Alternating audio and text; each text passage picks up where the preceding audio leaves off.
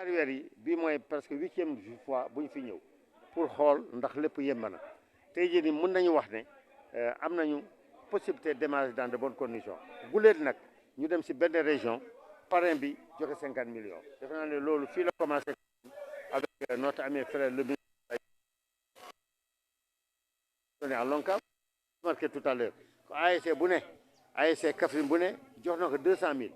bokkul ak subvention nee na bu mairie bii di jox mais ASC yi nga xam ne qualifié dañu phase nationale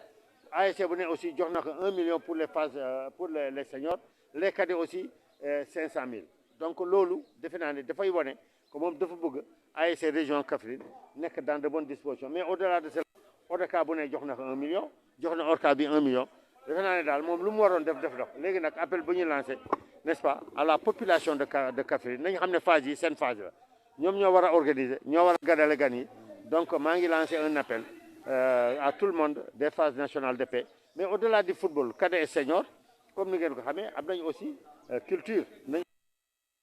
organiser manifestation culturelle fexe na comme ni mu ko waxee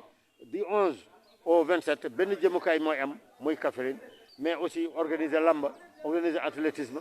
organiser aussi université di nawetaan thème bi citoyenneté active au service du développement donc mun nañu wax ne daal gën a sant yàlla remercier président de la République remercier premier ministre bi wax na leen premier ministre incha allah rabbi